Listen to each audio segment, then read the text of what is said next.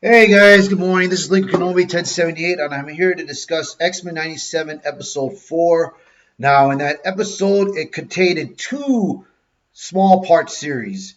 One was called Motendo, that was all about Jubilee, and the second one was Life Death Part 1, and it was about Storm, and about Forge trying to help Storm regain her powers.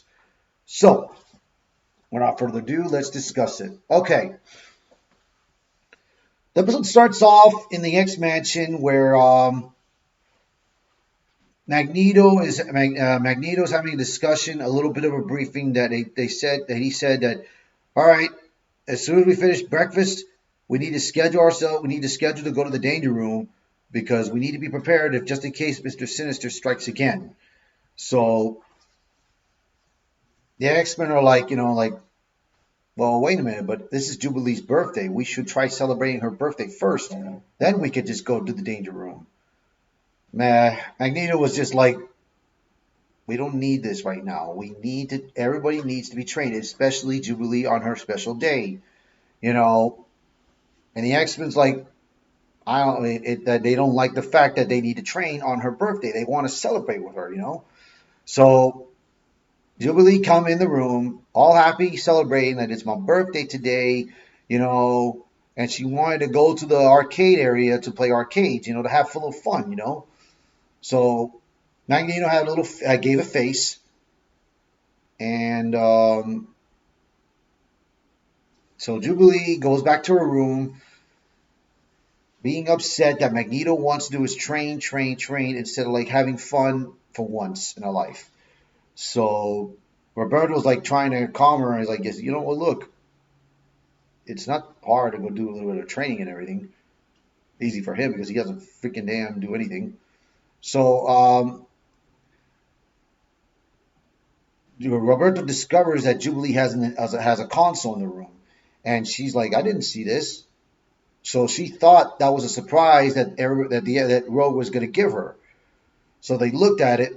They decided they wanted to try it out, but some kind of tentacles from the console came in, grabbed them, and warped their minds into this game world. They didn't realize what was going on. They thought it was real. You had the Sentinels attacking them, and the Friends of Humanity attacking them too. Roberto didn't want to use his powers. Ro was arguing with him, like, why don't you use your powers? Help me out here. Like, well, I can't because if there are people watching and my family is like, oh, you're worried about that? Come on. So Roberto was kind of pathetic in there. So they moved on. They found this phone booth. The phone was ringing. They answered the phone.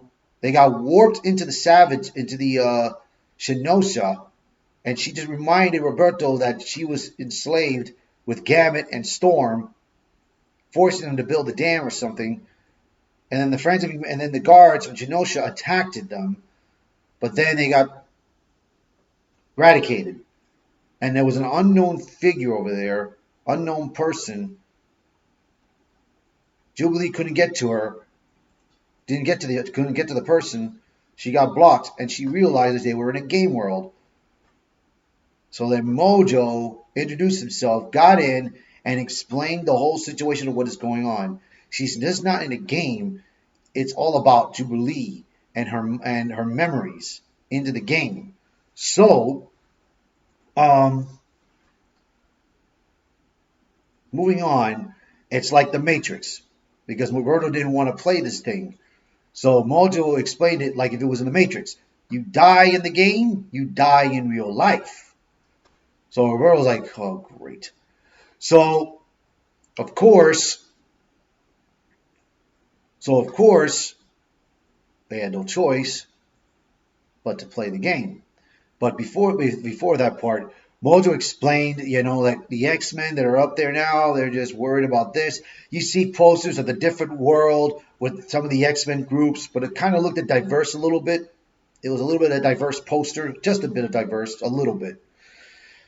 And then I had to think of the court case between Jean and Scott, and he was showing her that Magneto is now in charge instead of Professor X, this and that. You know, but we try to give her happiness. Like, you could stay young here forever in this game. You don't have to worry about anything else but yourself. So, of course, they had no choice. So they played the game.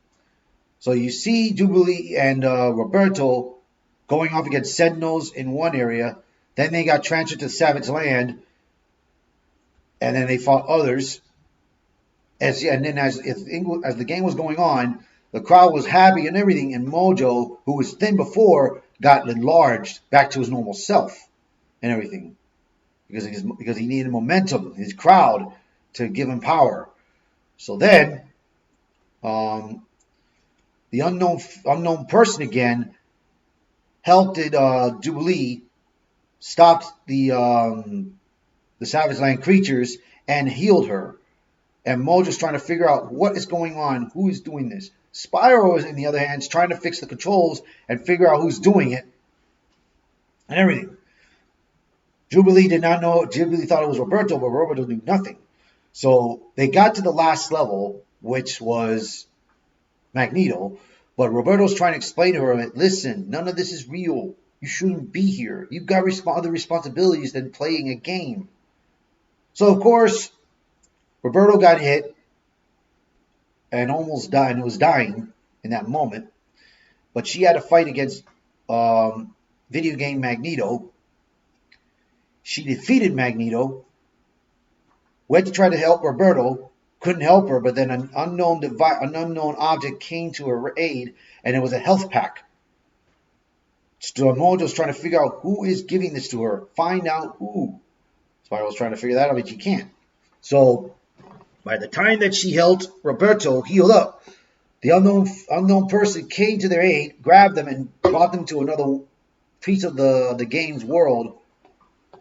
And she revealed herself as the older Jubilee version, but the beta version, an older Jubilee.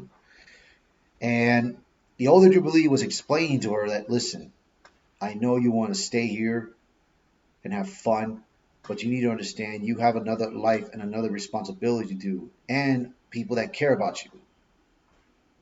So that said, Mojo came in, tried to take him down. The older Jubilee had showed Jubilee what she could do with her powers, and Jubilee's like, I did not know I could do that. Oh, don't worry, you got a lot to learn. Which in time she's gonna have to start learning her powers. So then, the older Jubilee did a good job taking down Mojo a bit. She got a bit knocked out. Mojo was about to take down older Jubilee until Roberto used his power to help save her. Then the young Jubilee and the old Jubilee combined their powers together and made some kind of bomb, and then took down Mojo. After that, the game was over. Roberto and Jubilee came back to the real world, and then the console got destroyed completely. You know, Jubilee felt a little guilty that if Roberto would have died, she would have never forgave herself. So in the end of that episode, you see Jubilee kissing Roberto, and that was it. Then it starts off with Storm and Forge. Now, Storm came down the stairs. Forge made dinner, and they discussed a little bit about their powers and everything, and what was Forge's life like before. Then they went into this room. There was a machine in the room, which I'm thinking there was something that could help try to get her powers back. Storm went outside. Forge told her, give it a shot. Try to get your powers. Storm was calling her powers to come, commanding of the elements. She saw brushes of wind blowing on the trees. Like she thought it was that, but it was birds. She cried out in anger that commanding her powers to return. She couldn't. She was sad, crying and everything, bro. Just sorrow. And you see Storm going downstairs, and she noticed Forge building stuff.